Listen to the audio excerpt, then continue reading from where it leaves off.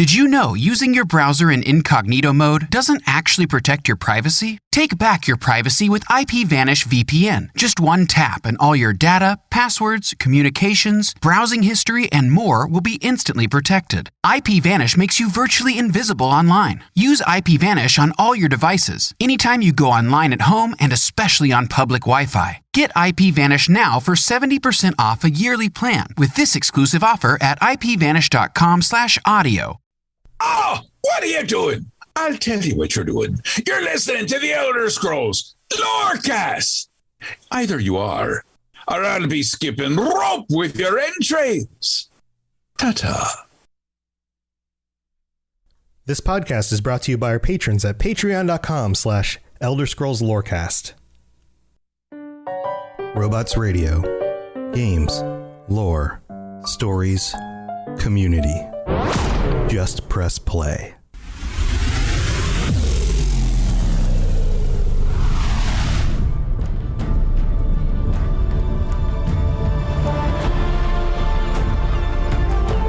Welcome to the Elder Scrolls Lorecast, the podcast where we explore the amazing universe of the Elder Scrolls.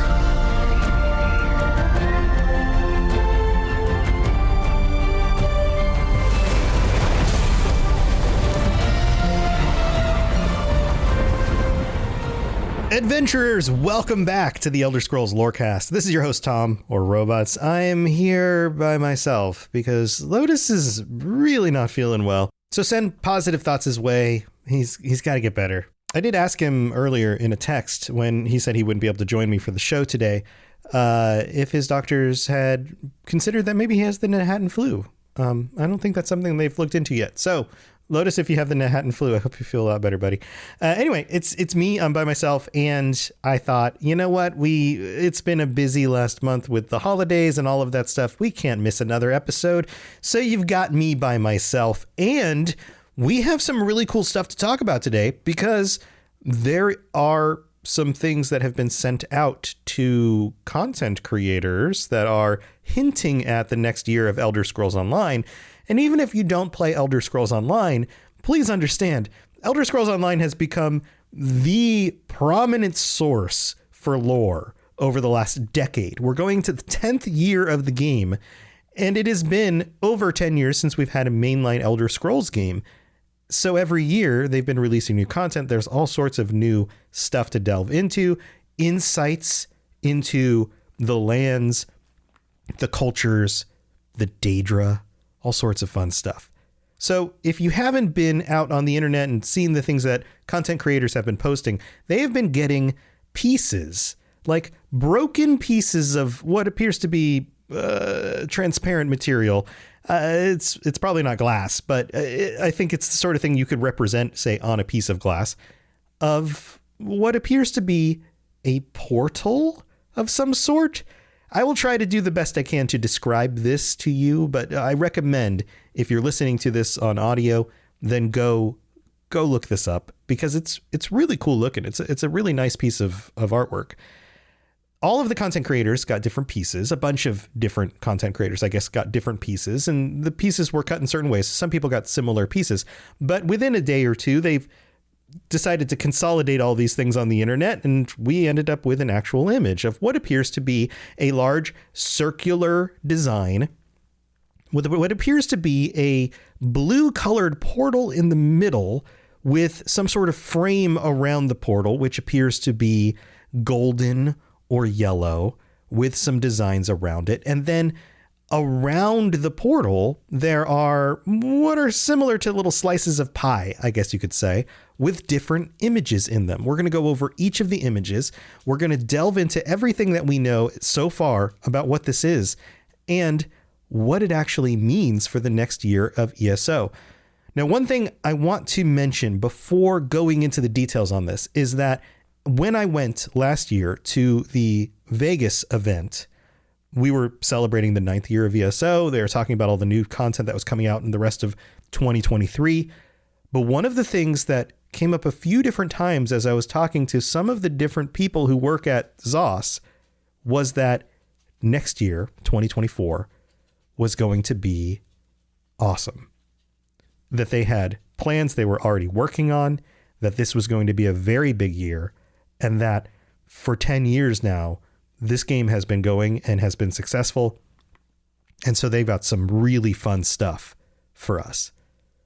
So put on your detective hats or your crazy hot take hats. Is that a thing? Somebody needs to make a hot take hat. And let's go over the details. And I'm going to give you my thoughts on what this might mean. And sometimes I like to shoot way out there, because if I miss, it's like, oh, it was a ridiculous guess anyway. But if I hit and I get something right with a really crazy guess, that feels really good. So here we go. This information, and you can look it up easily on the UESP. They have a page here about the online 2024 chapter is what it's called, if you want to look it up.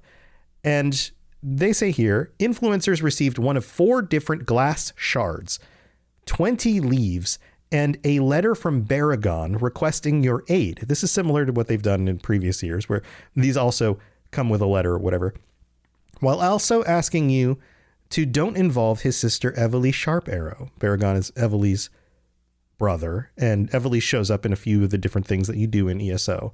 She's kind of one of those, she's not really a companion in the same sense as some of the companions that you can unlock and bring with you, but she's one of those characters, one of those NPCs that shows up in the main quest lines and kind of touches base with you and helps you figure things out, all of that. This is what the letter says. Adventurer, gather your allies and head for the southwest coast. I'm investigating a band of my kind that has abandoned the pact, and I require your assistance. They appear to be searching for something of great importance. They're well armed and clearly dangerous, so be careful. From what I could discern of their plans, it had something to do with the fragment included in this letter, or with this letter. Examine it closely and report your findings back to me personally in Grotwood. Perhaps we can solve this puzzle together. Don't allow any would-be emperors or Saliash, bad with pronunciations, ruins to delay you. And don't tell my sister. She's perfectly capable of finding trouble without your help. Baragon. So let's dissect this a little bit. There are some definite details here. First of all, Baragon and Evely are Bosmer. They're talking about the Pact. They're talking about Grotwood. This seems to be something very focused on the Bosmer, which is good. We haven't gotten a Bosmer-focused story recently. So members of the Bosmer race who are abandoning the Pact and don't let any would-be emperors, we've had some storylines with some would-be emperors recently, or Saliach ruins. Saliach is another word for Ayleid. Ayleid ruins. Places with would-be emperors and Ayleid ruins. That sounds like somewhere in Valenwood, Valen, and Cyrodiil. So it looks like we're moving towards that part of the map, but a lot of the Valenwood area is already laid out and it's explored. But there is a section that's kind of between the two that hasn't been added to the map yet. So keep that in mind. The fragments are all part of the same design. It describes here again, maybe this is a little bit more clear than my version of it, consisting of what appears to be a glass piece with 12 patterns around an interior design. Starting from the top and going clockwise, the segments include what appears to be a lyre, potentially a symbol of Jeffrey or Vivek, or a part of the interior design. I'm going to go with Jeffrey, Ifrey, lots of different names for him. Being that this is Bosmeri focused, I think this is probably focused on that, not Vivek. We just did Dark Elves and all of that on the last year's stuff. So probably not that. Next, around the circle, moving clockwise around the circle in the roughly 1 o'clock position, we have the Eye of Hermaeus Mora, who was just in last year's expansion and had something to do with saving the world. So,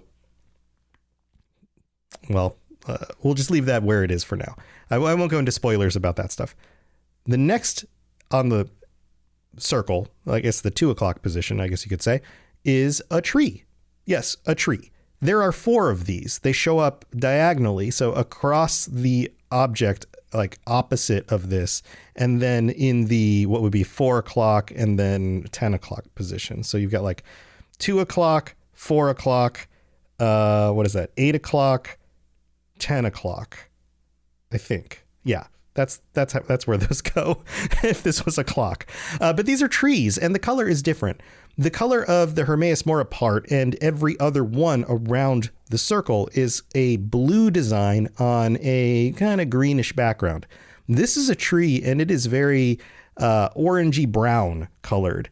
It says here in the UESP, this design is repeated 4 times. One notable tree with 4 rest locations is the currently missing Falanesti, or it is possibly just a reference to seasonal change in general. Falanesti, the traveling Bosmeri city that is somehow not on the map anywhere. We don't know where it is. We've talked about this before. Next, at the 3 o'clock position, an eye surrounded by wings. An eye is prominently featured in the symbols of the Mages Guild and the College of Winterhold. So this has something to do potentially with mages. Makes sense. I mean, portals are magic. I mean, there's a big portal in the middle, right? So mages, portal. Okay, that makes sense. Next, another tree pattern, which is basically the same as the original tree, just kind of flipped like it's mirrored. Down at the 4 o'clock position, we have a lantern. Actually, I'm sorry, this is the 5 o'clock position. We have a lantern. There are numerous significant allusions to lanterns in Tamriel's history. Examples include the Order of the Lamp, the Twin Lamps, and the Drowned Lamp. Why would we have a lantern here? Well, let's go through each of these possibilities. The Order of the Lamp is a group of knights who protect the Mages Guild.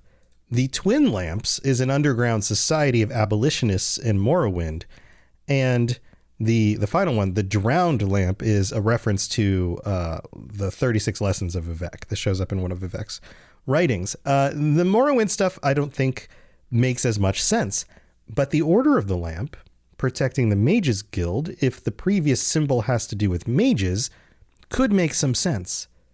Down at the bottom of the design, we have another Leer. This is the opposite of the top. Same exact design, just on the top and the bottom. And then we end up moving to the 7 o'clock position, and we have a tree design, but this is not the same tree that you see 4 times around the sides of this. This is another blue symbol that appears to be what I guess you could say looks like a tree design inside something that looks more like a spade.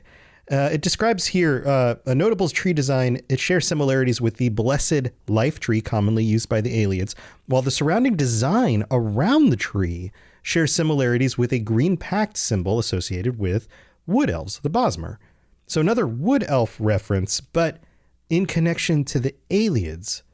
Ayleids were all over Tamriel, but mostly congregated in the center near Cyrodiil. It's another focus on that direction. All right, after that, we have the tree pattern again. And then over at the 9 o'clock, we have 2 crescent moons. Now, you might be thinking, Massar Secunda, is this related to, I don't know, the Khajiit or Lorkhan or something like that? No, actually, this is exactly the symbol of the city of Skingrad. Skingrad was a place that you could visit. You can't visit it in ESO right now, but you can visit it in Oblivion. Oblivion there's a few details here. Oblivion, of course, the game that came out before Skyrim, it's fairly old at this point, is probably getting a remaster. There are rumors out there about an Oblivion remaster by Bethesda that might be launching later this year. We might have some more information about that this month as there's more Xbox and Microsoft and Bethesda updates coming. But this is also a city in the southwestern part of Cyrodiil, which is close to the border with Valenwood. Skingrad has something to do with this, and it all seems to be located in that little section.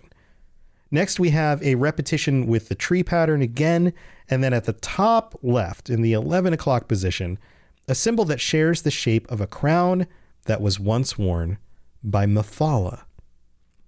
So at the top of this object, we have two symbols that reference Daedric princes, Mephala and Hermaeus Mora. Just a reminder, Mephala is associated with murder, lies, deception, sex, and secrets. Also spiders, lots of spiders. So what do we make of this? Well, that's not all yet. The symbol that is closer to the portal, the actual blue portal in the center, which appears to have kind of this pattern that looks almost like a cross, but it's a centered cross. It's not like a T-shaped cross, like when you think of like Christian symbology. It's a cross with blue lines that move up and down and then left and right. And at the top of the oblong portal shape and at the bottom are two other circles. These two other circles have to do with the city of Fargrave, which is a city in Oblivion. Both of these symbols are between the Lear and the actual physical part of the portal in the middle. They're kind of in and on the frame part of it. So Fargrave, a city that is in Oblivion, that is mysterious, and as the UESP says, it's in an obscure demiplane of Oblivion. It functions as a crossroads where the paths through Oblivion become easier to navigate. This was part of the previous update from 2022. It looks like we have a number of things coming together. New information about the Bosmer, a reference to Hermaeus Mora, Mephala, who may be the focus of this future year of stuff, along with Hermaeus Mora potentially. Also, Aliads, the Mages Guild, and portals that have something to do with Oblivion. What does this all mean? Well, I have a theory, but first we gotta go thank our patrons. So I'm gonna go do that, and I will be right back. Did you know using your browser in incognito mode doesn't actually protect your privacy? Take back your privacy with IPVanish VPN. Just one tap and all your data, passwords, communications, browsing history, and more will be instantly protected. IPVanish makes you virtually invisible online. Use IPVanish on all your devices, anytime you go online at home and especially on public Wi-Fi. Get IPVanish now for 70% off a yearly plan with this exclusive offer at ipvanish.com/audio. This is Hermaeus Mora, Dragonborn, and you are educating yourself to the Elder Scrolls Lorecast.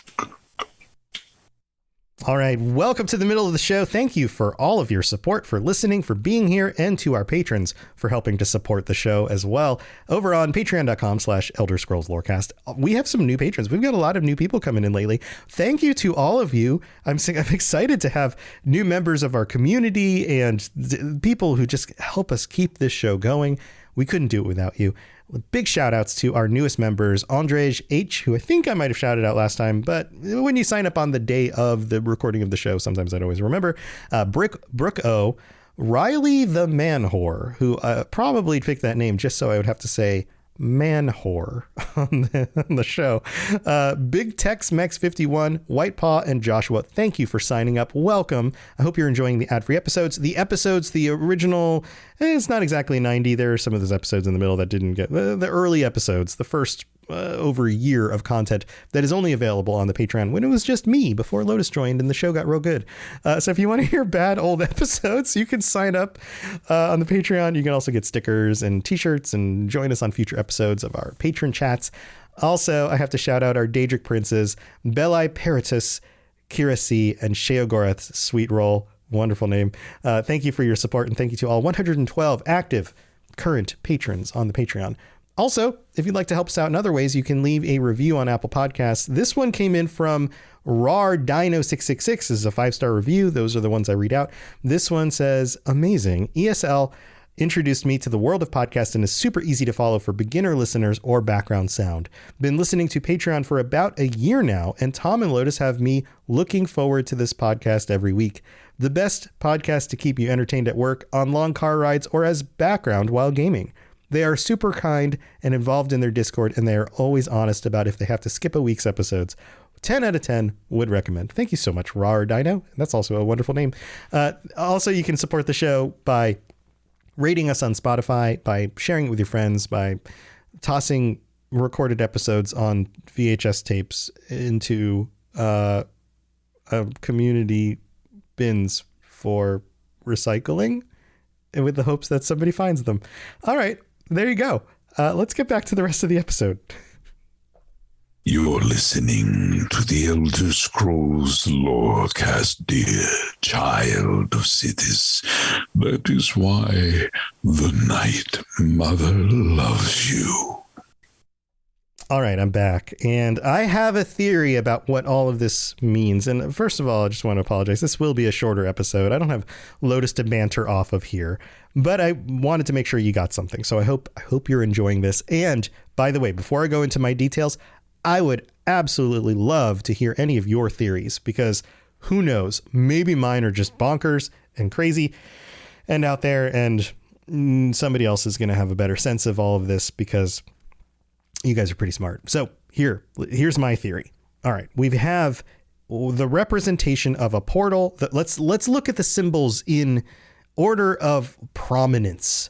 The big portal in the middle. All right, big portal in the middle. Does it look like an Oblivion portal? No, it doesn't. It's similar, but it is different. It looks like something crafted by elves, not like something crafted by Daedra. This looks like an elven design. Piece number one. Piece number two, the next most repeated motif in this entire thing are the trees. They appear to be fairly large trees. I think Fallen Esti, like the moving city of elves in the trees, is a really good guess here. And this is something I speculated about last year, because it's a piece of the lore that's just been sitting out there and nothing's happened with it. And it would be amazing to cover an actual city in the trees, to be able to go visit a place like that, to have an explanation of where it's been and what's going on with it. So that is the next most prominent piece. Aside from that, you have the leers and the Fargrave symbols on the edges of the design, the top and the bottom. Those leers might be anchor points to the rest of the design. They might have something to do with tonal magic. Tonal magic is more of a Dwemer thing, but maybe Ayleids were doing something with that. Maybe the Mages Guild is investigating something to do with tonal magic. Maybe that's one of the reasons why the Fallen Esti city disappeared. It's the reason why the Dwemer disappeared. It had something to do with tonal magic, potentially. We don't really know. But maybe that's incorporated as well. What else do we have? Well, we have symbols that represent things. We've got two Daedra at the top. So something's going on with Daedra. Maybe they're using the power of those Daedra. Maybe they're making deals with them in order to do something. Or maybe those are the enemies that this group is warning us about. We don't know. We also have a symbol about the Mages Guild, and potentially two symbols with the Order of Lamp about the Mages Guild. So that seems like something that we will definitely see. There is some sort of group of mages, potentially from the Mages Guild, or came from, like, descended from people who were part of the Mages Guild, and their knight protectors potentially having to deal with this. So that could be a thing as well. There's symbology here also for Bosmer, for Ayleids, and the city of Skingrad.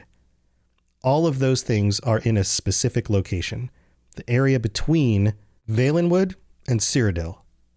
So we have who we think are the main people and groups involved, especially the Bosmer. This letter is written by Baragon. He is a Bosmer. He's worried about some of his kind that have abandoned the pact.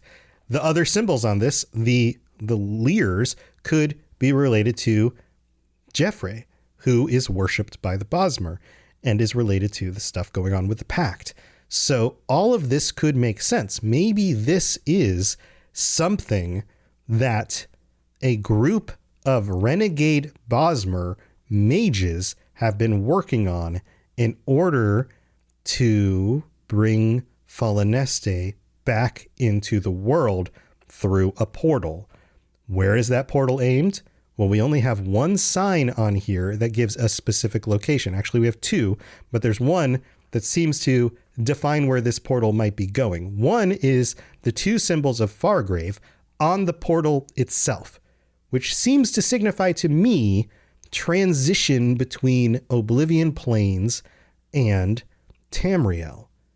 So if we know this portal is connecting to somewhere in Oblivion that Fallen Este maybe is in currently, then where does the portal lead to? The only other symbol we have is Skingrad, the city of Skingrad, between Valenwood and Cyrodiil. It's on the Cyrodiil side, but, you know, these borders are a little bit fuzzy, depending on the time of history and all of that. So is this a portal? Are there mages who are working to bring Fallen Este back into Tamriel and to drop it on the city of Skingrad or somewhere nearby? Maybe that's what this is. It seems like that would be a problem. It doesn't seem like bringing the city of Fallen Este back into the world and saying, okay, well, there's this open plot of land over here. You can just have that. That doesn't seem to be a problem. But the idea of using what appears to be ancient Ayleid magic connected with Daedra, connected with these renegade mages that are abandoning the pact in order to bring a tree city, a walking tree city, back into Tamriel on top of Skingrad seems to be a problem. Maybe that's not what this is saying, but that appears to be where this is going in my mind. Oh, and also I made a prediction about Fallen Este coming back into the game and all of that like a year ago, which I mentioned before. And if that comes true, then that's super cool because I predicted this a year ago before we even had like any of this stuff. So that's where we're at. That's what I think this means. I don't have any other theories that I have come up with. I've seen some other things other people have written, but I'm interested in what you think. I'm interested in what Lotus thinks too, but Lotus isn't here. Lotus is getting better. And I would love for you to give me your theories. Feel free to crap all over mine, break it down and say, it's impossible because it can't be this or whatever, or share your own and be like, or maybe there's other things that you can notice that help support my theory. I don't know, but join us on the Discord. Let us know your thoughts. And that's today's episode. I hope you have a wonderful week. We will be back next week. Hopefully Lotus will be feeling all better by then. And until then, stay safe out there. Watch out for tree cities landing on your town because that sounds like danger. All right. See you next time, everybody. Thanks for joining us. We'd love to hear from you. You can reach me on Twitter at robots_radio or Lotus of Doom at Lotus of Doom. Also, you can join us on the Robots Radio Discord channel. You can easily just search Robots Radio Discord on Google or check the description underneath the podcast. Also, this podcast is recorded live every week on Thursday nights, 9 p.m. Eastern, 6 p.m. Pacific on the Robots Radio channels on Twitch, YouTube, and on Facebook. So just search Robots Radio on any of those platforms. Come join us. We'd love to chat with you while we record the show, or before or after. Either way, just come hang out with us. And if you're looking for more information about my shows and the shows on the Robots Radio Network, go to robotsradio.net for all the information about all the shows on the network, including the Robots Radio Rocket Club, where I help both new and existing podcasters to grow their shows, build their audiences, and create the best podcasts they possibly can. All of that at robotsradio.net. We'll see you next time.